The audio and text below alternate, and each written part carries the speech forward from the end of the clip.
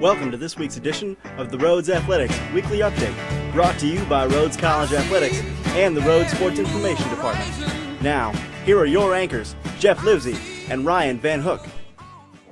Welcome back, Lynx fans. The Rhodes football team went on the road this weekend and played in some very interesting weather. Jeff, tell us about the game. Well, Rhodes traveled to Chicago this weekend and played in some miserable conditions, with even a little bit of snow on the field on Saturday. Rhodes opened up the scoring with a touchdown pass from Blake Box, and the defense later got on the board when Michael Shield recovered a fumble in the end zone to go up 14-6.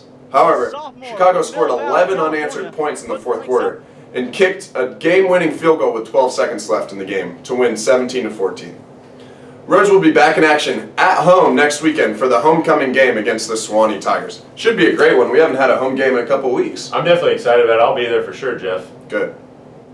And from Jacksonville Jaguars to Barcelona, how'd the soccer teams do this weekend? The men's soccer team traveled to Conway, Arkansas this weekend to take on Hendricks and came home with a big win. With this win, the men are 1-0 in SAA play.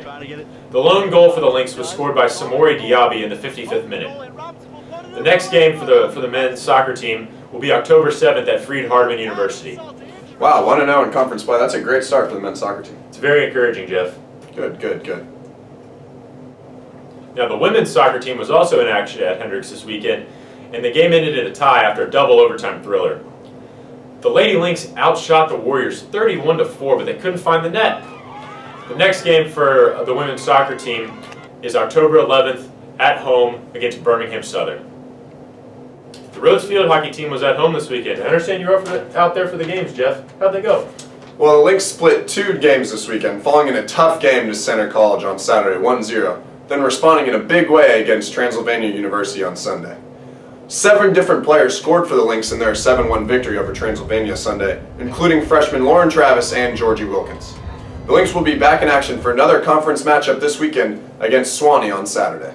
The Rhodes volleyball team had another tough weekend, falling to 2 good squads in Berry College and Oglethorpe.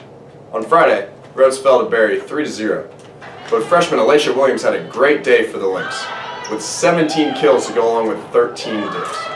Rhodes will be back in action against Hendricks this Wednesday, October 6th, at 6 p.m. October 8th. Correct. Today is October 6th. Alright, Ryan, I've been dying to know. How did our Lynx runners do this weekend? Okay. The cross-country teams were in action this weekend at the Louisville Cross Country Classic. The women's team finished 17th out of the 38 teams there, and Brittany Alexander was the top finisher for Rhodes. The men's team finished 32nd out of the 42 teams, and Alex Noel was the top finisher for the men's team. Now on October 18th, both squads will be back in action for a split squad meet, where half of the team will run at University of Washington at Oshkosh, and the other half will be at University of Arkansas Little Rock. Let's hear about how the Lynx did on the Lynx this weekend, Jeff. Oh yeah, Ryan. Well, both Lynx teams did very well this weekend. The men's golf team placed 2nd out of 17 teams in the Gordon Classic in Ohio this weekend. Joey Mayo placed 6th individually with rounds of 72, 70, and 76. The women won the SAA preview last weekend, and Nikki Isaacson and Mackenzie Cohen tied for the co-SAA Player of the Week honors. Both teams will be back in action next weekend in Florida at the Golf Week Invitational. And that's it for another edition of the Rhodes College Athletic Weekly Update. I'm Jeff Livesey. And I'm Ryan Van Hook. Adios, Lynx Gatos, and we'll see you next week.